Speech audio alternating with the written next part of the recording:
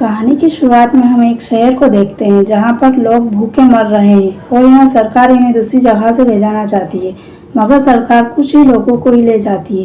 ये काम कई दिनों से चल रहा है क्योंकि इस शहर में बहुत युद्ध हो रहे हैं। इस युद्ध के कारण काफी नुकसान हो चुका है। वहीं पर हम एक लड़की मिया और उसके पति निको को देखते हैं। निको अपनी पत्नी को एक दूसरी जगह पर आइलैंड पर ले जाना चाहता है क्योंकि इस घटना के चलते ही पहले ही उन्होंने अपनी एक बेटी को खो दिया था। मिया अब प्रेग्नेंट है, इसलिए वह दोनों चाहते हैं कि वह इस देश को छोड़ दे, वह कंटेनर के द्वारा शिप में जाकर किसी आइलैंड पर चले जाएं।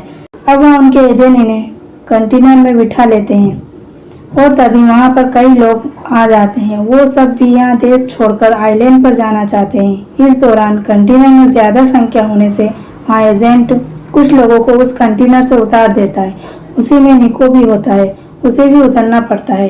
अब यहाँ दोनों बिछड़ जाते हैं।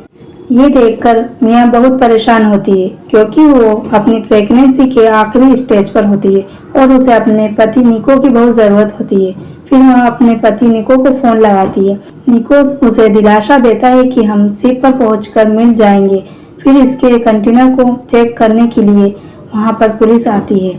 तभी सभी कंटेनर के एक सीक्रेट रूम में छुप जाते हैं, लेकिन पुलिस वाले कहते हैं अगर तुम सब बाहर नहीं आए तो हम तुम्हें गोली से मार डालेंगे।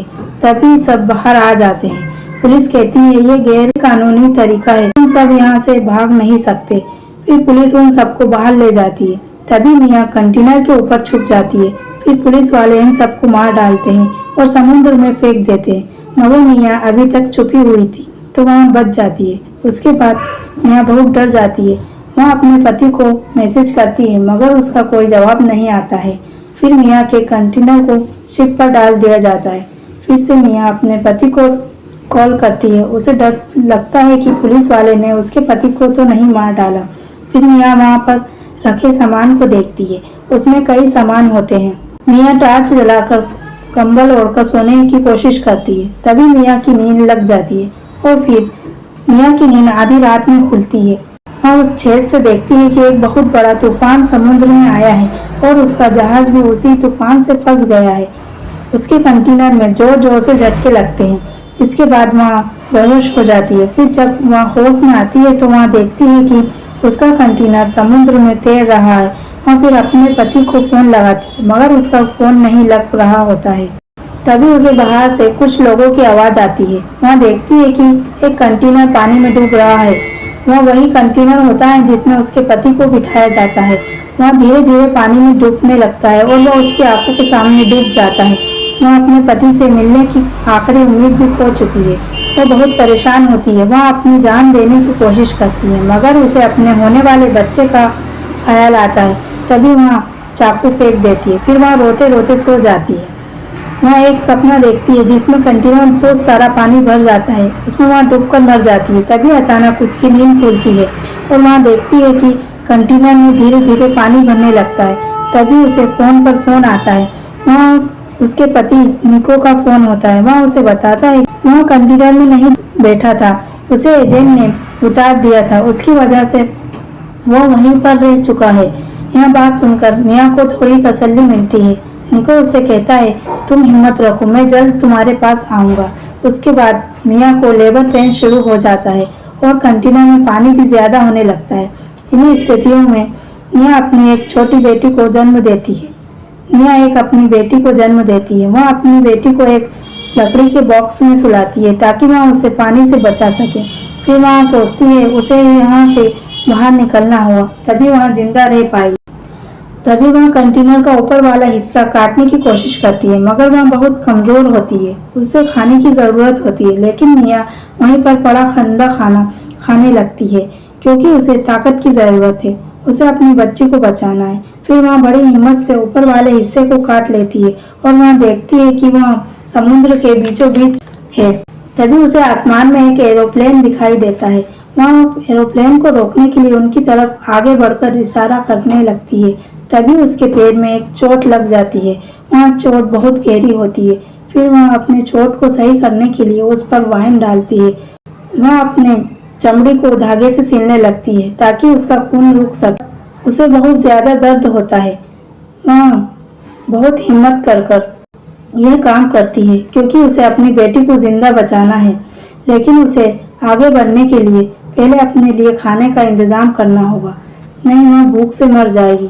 तभी वह कंटेनर के वायर से एक जाल बनाती है और मछली पकड़ती है और अपना पेट भरती है। फिर रात को निको का फोन आता है, उसे गोली लग गई है। वह उसे कहता है कि अब मैं नहीं बच पाऊंगा।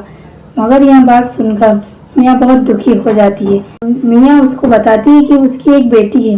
वह उसकी आवाज़ उसको सुनाती है। उसके बाद उसका फ़ोन कट जाता है। मगर मियाँ यह सोचकर बहुत दुखी होती है क्योंकि वह उसकी एक आखिरी उम्मीद थी कि उसके पति से मिल सकती है, वो भी टूट जाती है। अब धीरे धीरे कंटेनर में और पानी बढ़ने लगता है। मियाँ को अपनी बेटी को बचाने के लिए कुछ करना होगा, इसलिए वह कंटेनर में प्लास्टिक के डिब्बे से एक छोटी सी नाव बनाती है। इसमें वह अपनी बेटी को सुलाती है और समुद्र में नाव को रख देती है। कंटेनर में अब बहुत पानी भर जाता है और मियाँ मछली भी पकड़ती है। तभी वहाँ पर एक पक्षी आता है और वह सोचती है पास में ही कोई किनारा है जहाँ से ये पक्षी आया है, मगर वह नहीं जानती कि और कितनी दूर है। फिर वह देखती है कि कंटेनर अब पूरा पानी भर चुका है। वह अपने कुछ सामान लेने के लिए वह कंटेनर में जाती है, मगर उसका पैर उसी कंटेनर में फंस जाता है। फिर वह बहुत कोशिश करके उसे बाहर निकालती है और वहाँ बाहर आकर देखती है कि उसकी बेटी की नाव कहीं दूर पानी में चली गई है।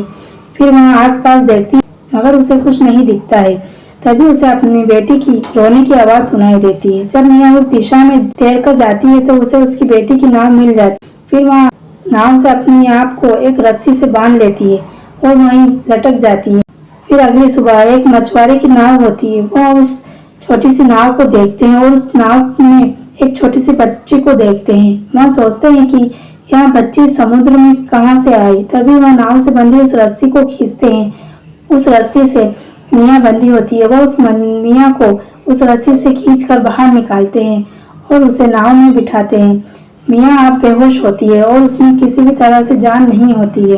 वह उसे होश में लाने की कोशिश करते हैं, उसके पेट से पानी निकालने की कोशिश करते हैं क्योंकि उसके अंदर पानी भर चुका था। वह इससे सांस भी नहीं ले पा रही थी। फिर मियाँ को बहुत कोशिश करने के बाद होश में लाया जाता है और मियाँ अपने आप को देखती है और वह उसे अपनी बेटी की याद आती है। वह अपनी बेटी को ढूंढने लगती है और उसे देखकर उसे गले लगाती है। यह सोचती है कि उसकी बेटी की जान बच गई। मछुआरे से मियाँ कहती है, आप लोगों ने मेरी और मेरी बेटी की जान बचाई है। यहाँ मछुआरे मियाँ और उसकी बेटी को लेकर एक आइलैंड पर जाते हैं। वो वही आइलैंड होता है जहाँ पर मियाँ और उसका पति जाना चाहता था। इसी तरह यह मूवी यहीं पर ख़त्म हो जाती है। उम्मीद है आपको यह मूवी पसंद आई होगी। आपको यह मूवी अच्छी लगी तो हमारे चैनल को सब्सक्राइब करें।